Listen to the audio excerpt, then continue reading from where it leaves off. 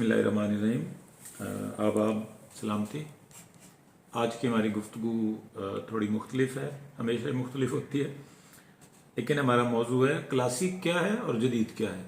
What is classicism, what is modernism. हमारे यहाँ क्लासिकियत के मानी जिद्दत के, माजरत खा हूँ, मॉडर्निज्म के मानी जिद्दत के किए जाते हैं और क्लासिक के मानी कदीम के किए जाते हैं, लेकिन हम इसे मुख्तसर से वक्त में देखने की कोशिश करेंगे। आमतौर पर जो हमारी ज़िंदगी है और जो ज़मीन कुर्रा अर्ज़ है, इसमें इसकी किस मुख्तलिफ नज़रियात, मुख्तलिफ वाक़यात और मुख्तलिफ अशिया की नुमाइंदगी के लिए कुछ इस्तिलाहात राइज की जाती हैं। ये इस्तिलाहात अमूमन मुतज़ाद होती हैं, जैसे सूरज और ज़मीन, दरिया और आसमान। अब यहाँ हमने ज़मीन और आसमान नहीं कहा, क्योंकि आसमान बुलंदी के मानों में है, दरिया हमेशा ज़मीन पर बहते हैं। गालिब का मिसरा याद कीजिए कि जो दरिया है वो मेरे सामने अपनी पेशानी रगड़ता है, मैं अजीम हूँ, दरिया कम तर है। तो इसी तरह जो ये दो तराकीब हैं, क्लासिकियत और जिद्दत, ये उर्दू में हम मुतज़ाद कैफियत के लिए या मुतज़ाद मौज़ूआत के बयान के लिए इस्तेमाल की जाती हैं। जब हमारे पास बच्चे लिटरेचर की डिग्री करते हैं, खा वो अंग्रेज़ी ज़बान में हो, फारसी ज़बान में हो, अरबी में हो या उर्दू में हो, तो उन्हें एक पर्चा क्लासिकी अदब का पढ़ाया जाता है, एक पर्चा क्लासिकी शायरी का पढ़ाया जाता है, एक पर्चा जदीद शायरी का पढ़ाया जाता है और एक पर्चा जदीद अदब का पढ़ाया जाता है। ये चार पर्चे, बुनियादी तौर पर दो पर्चे हैं। एक में वही तमाम नसरी और शेरी मवाद होगा जो क्लासिकियत की तारीफ पर पूरा उतरेगा, और दूसरे दो पर्चों में वही सारा मवाद होगा जो जिद्दत या नएपन की, मैं मॉडर्निज्म का तर्जमा जिद्दत कर रहा हूं, जदीदियत नहीं करूंगा, जिद्दत या नएपन के असूलों पर पूरा उतरेगा। क्लासिक का मुतबादिल लफ्ज रिवायत भी लिया जाता है। आप जानते हैं कि टी.एस. इलियट ने रिवायत के तस्वुर को सबसे ज्यादा आम किया, और उनके साथ ये जुड़ा उर्दू में जमील जालबी ने इस पर खासा काम किया।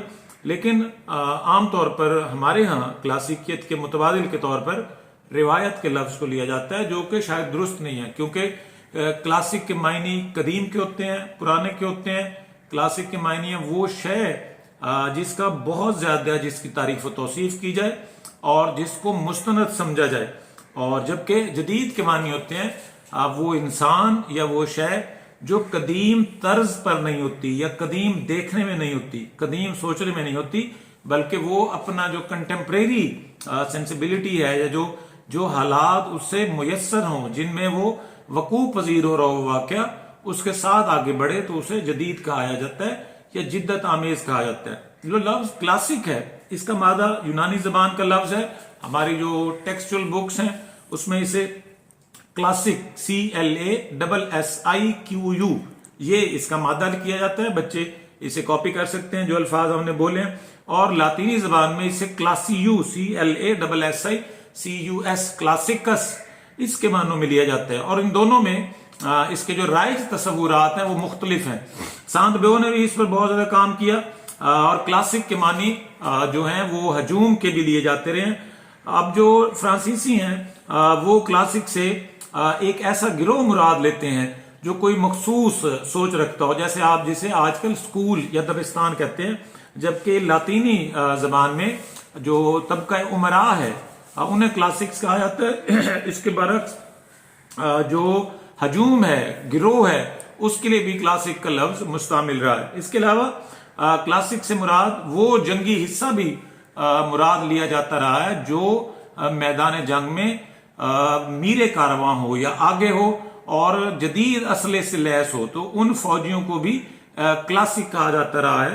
हिंदुस्तान में बिलअमूम इन बेहतरीन शाह सवारों के बरक्स, या उन घुड़ सवारों या हाथी सवारों, फील्ड सवारों, या जो मैदान जंग है उसमें सिपाहगरी करने वालों के बरक्स, हिंदुस्तान में क्लासिक के मानी कदीम के ही राइज हैं। हमेशा से वो जो पुराना हो, और हम गुफ्तगू करते वक्त आमतौर पर क्लासिक आला के मानों में इस्तेमाल करते हैं, नफीस के मानों में इस्तेमाल करते हैं। हम अपने दोस्त को कहते हैं आज तुम क्लासिकल लग रहे हो क्योंकि तुमने लिबास ऐसा पहना हुआ है, तो वो हम इसमें ये तय कर रहे होते हैं कि वो बेहद खूबसूरत है और बेहद कीमती लिबास उसने जेब तन किया हुआ है, इस वजह से हम उसे क्लासिक करार देते हैं।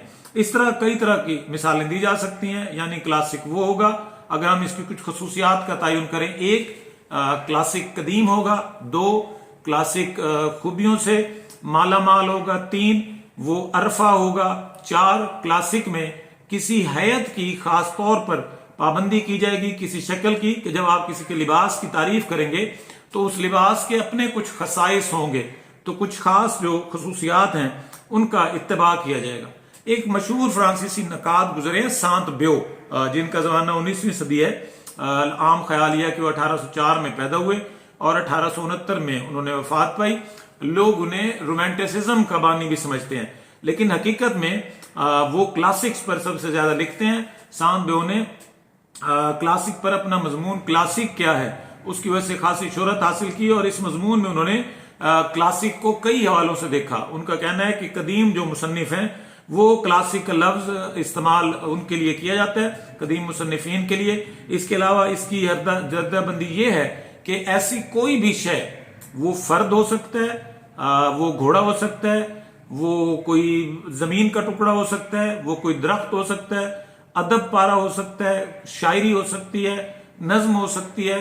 کوئی بھی ایسی چیز جو اول قدیم ہو اور دویم اس کے چاہنے والے اور اس کے نہ چاہنے والے دونوں اس کی خوبیوں پر سعاد کرتے ہوں، اس کی کسی ایک خوبی پر دونوں کا اتفاق ہو، اسے کلاسک کہا جاتا ہے. اور اس کے علاوہ کلاسک ہمیشہ منفرد ہوتا ہے اور جامع ہوتا ہے. سانت بیو کا خیال ہے یعنی اس میں کوئی دقت نہیں ہوگی، کلاسک میں کوئی پیچیدگی یا ابہام نہیں ہوگا.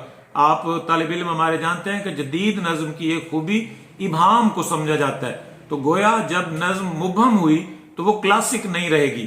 تو کلاسک میں پیچیدگی، ابہام، کسی بھی طرح کی ملفوفیت کلاسک کو خراب کرتی ہے. وہ کلاسک نہیں رہتی وہ چیز، بلکہ اس میں خاص طرح کی انفرادیت اور جامعیت کا پہلو ہوگا. اس طرح کلاسک ایسے مصنف کو کہا جاتا ہے جس کے کلام کی عرفیت پر تمام ناقدین متفق ہوں، جس کا کلام جامع ہو، جس کا کلام منفرد ہو، اور جو ایسا اسلوب استعمال کرے جو قدیم طرز کا ہو، اسے کلاسیکل مصنف یا کلاسیکل اسلوب کہیں گے. سانت بیو کا یہ بھی خیال ہے کہ رومن جو تھے، رومی جنہیں آپ کہتے ہیں یا رومنز، وہ طبقہ خواص کے لیے کلاسک کا لفظ استعمال کرتے تھے، جس کے لیے وہ سپیلنگ CLASSICI کلاسیکی. جبکہ جو طبقہ غربا ہوتا تھا یا نچلا طبقہ ہوتا تھا اس کے لیے وہ کلاسیم کا لفظ استعمال کرتے تھے. کاف، لام، الف، سین، یہ میم، یا CLASSEM. یوں جو رومن ہے ان کے ہاں کلاسک سے مراد امراء ہیں، وہ خاص لوگ جن کی ایک خاص آمدنی ہو. مثلا وہ آپ کوئی بھی حد رکھ سکتے ہیں. جیسے ہمارے ہاں دو طرح کی صنعتیں پائی جاتی ہیں، بڑی صنعتیں اور چھوٹی صنعتیں. تو بڑی صنعتوں کا ایک خاص حجم ہوتا ہے، تو جو بڑی صنعت کا حجم ہوگا وہ طے کرے گا کہ صنعت بڑی ہے. اسی طرح کلاسک کا جو ماہانہ آمدن ہے یا سالانہ آمدن ہے وہ کلاسک کو طے کرے گی. وہ خوبیاں طے نہیں کریں گی جو ہم پہلے جن کا ذکر کر چکے ہیں، جامعیت یہ وغیرہ. اور تو اس لیے سانت بیو نے اس کو کئی حوالوں سے دیکھا ہے. اس کے ساتھ ساتھ وہ کہنا ہے کہ اگر ادبی صورتحال میں رومن کے ہاں دیکھا جائے تو وہ ایسے ادب کو کلاسیکی کہتے ہیں جو دوسری صدی عیسوی میں آئس جیسس، اور اس میں بھی اختلاف ہے، بعض لوگ جیلس کہتے ہیں، جیم، یہ، لام، حمزہ، سین. آئس جیلس کی طرف سے پیش کیا گیا. آئس جیلس نے اس کا جو ادب ہے اسے کلاسیکی کہا جاتا ہے. یعنی آج سے 1800 برس پہلے جو ادبی مواد ہمارے سامنے آیا اور وہ مخصوص جو ایک یونانی ادیب ہیں آئس جیلس، ان کی طرف سے سامنے آیا، اسے کلاسیکی کہا جاتا ہے. اس طرح کلاسک میں وہ ادب شمار ہوگا جس کے مخصوص معنی متعین ہو اور جس میں اسلوب کی ایک خاص دائرے کو ہمیشہ برقرار رکھا جائے، اور جو لکھنے والا ہے وہ اسلوب کے اس دائرے سے اپنے آپ کو کسی بھی صورت میں خارج نہ کرے. اسلوب کی جو سطح اس نے کسی تحریر میں اختیار کی ہے اس سطح سے کسی بھی صورت وہ باہر نہیں نکلے گا، تو اسے کلاسک کہا جائے گا. اردو میں کلاسک کی شاعری کی جو پہلی بڑی مثال ہے وہ ولی دکنی کو شمار کیا جاتا ہے غزل کے تناظر میں. نثر کے تناظر میں جو سب رس ہے وہ ملا وجی کی اسے شمار کیا جاتا ہے، جبکہ جو داستانوں کا پورا ایک ذخیرہ ہے جس میں اب باغ و بہار ہے، جس میں فسانہ عجائب ہے، اس کے علاوہ ولی دکنی کے علاوہ میر تقی میر، مرزا سودا اور یہ جو سارے ہمارے شعراء ہیں، داغ کو کلاسیکی جو شاعری ہے اس کی آخری شمع قرار دیا جاتا ہے۔ اسی طرح مثنوی کو بھی اپنی حیت، اپنی لفاظی زبان کے استعمال، محاورے کی برجستگی اور یہ جامعیت اور جو انفرادیت ہے، ان کے پہلوؤں پر کلاسیکی کہا جاتا ہے۔ گو داستان کے جو عناصر ہیں وہ کلاسیکیت کی تعریف سے بھی ان کی اختراع آگے بڑھ جاتی ہے، کیونکہ داستانی عناصر میں طلسموں اور مہم جوئی جو ہے وہ زیادہ پرقوت یا پرطاقت طریقے سے تخلیق کا حصہ بنتے ہیں۔ دوسری ترکیب جدیدیت، جدت یا ماڈرنزم کی ہے۔ اس کے لیے جدیدیت یا جدید کا لفظ عام ہے جو غلط ہے، جسے ہم غلط العام کہتے ہیں، کیونکہ ماڈرنزم کے معنی جدیدیت ہیں، جن سے مراد وہ تمام افکار ہیں جو گزشتہ 1.5-2 صدیوں میں فلسفے کے دروازے سے دنیا میں ادب میں داخل ہوئے، بیالوجی میں داخل ہوئے اور فزکس میں داخل ہوئے، اور ان کی جو خصوصیات ہوں گی وہ بالکل برعکس ہوں گی کلاسیکی کے۔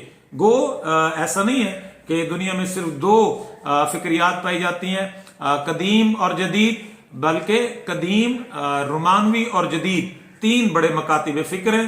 رومانویت میں جو تخلیق کار ہے اس کے ہاں جذبات کی فراوانی ہوگی، مناظر فطرت سے لگاؤ ہوگا، وہ چیزوں کو بڑھا چڑھا کے بیان کرے گا، عشق و عاشقی کے مضامین کو جنسی لطافت کے ساتھ بیان کیا جائے گا، جبکہ جدیدیت ماڈرن مانی جدت، نیا پن، نیا احساس۔ اردو میں فراق گورکھپوری کو، علامہ اقبال کو، نون میم راشد کو جدید شاعری کے امام کہا جاتا ہے۔ یہ وہ لوگ ہیں، چراغ حسن حسرت کی نظم غزل چپکے چپکے رات دن آنسو بہانا یاد ہے، اس کو جدید غزل کا نقطہ آغاز قرار دیا جاتا ہے، جس میں ناقدین یہ کہتے ہیں کہ جو کلاسیکی غزل ہے وہ طوائف پر بیٹھی عورت کا تصور پیش کرتی ہے، جبکہ مولانا حسرت موانی وہ شاعر ہیں جنہوں نے پہلی دفعہ مڈل کلاس کی خاتون کو یا گھریلو خاتون کو جو کوٹھے پر ننگے پاؤں بھی آ سکتی ہے اپنے محبوب کے دیدار کے لیے، اس کو بیان کرتے ہیں۔ تو ان کے درمیان جو تفریق ہوگی تو آپ یہ لکھ سکتے ہیں کلاسیکی متن، کلاسیکی شاعری وہ ہے جس کی لفاظی قدیم ہو لیکن جامع اور منفرد ہو، جس کی بعض خصوصیات تمام اس کے حامی بھی اور اس کے مخالفین بھی تسلیم کرتے ہوں، مانتے ہوں، جبکہ جدیدیت میں اس کے برعکس معاصر رویوں کو، کنٹمپریری فیلنگز، کنٹمپریری سینسٹیوٹی، جو معاصر احساس ہے اسے اہمیت دیتے ہوئے چیزیں لکھی جائیں تو انہیں جدید کہا جائے گا، جبکہ اس کے برعکس اگر کسی تحریر میں معاصر رویے، قدیم الفاظ، جامعیت اور انفرادیت کے ساتھ جنس اور فطرت نگاری، جذبات نگاری، بے جا اور بے محابہ جو احساس ہے وہ جنسی شہوانیت کے ساتھ پیش کیا جائے تو اسے رومانویت کہیں گے۔ ہم اس موضوع پر زیادہ تفصیل نہیں کر رہے، جو طالب علم اس حوالے سے کوئی بات کرے گا تو ہم اس سے پھر مزید گفتگو کریں گے۔ آپ کا بہت شکریہ، اللہ حافظ۔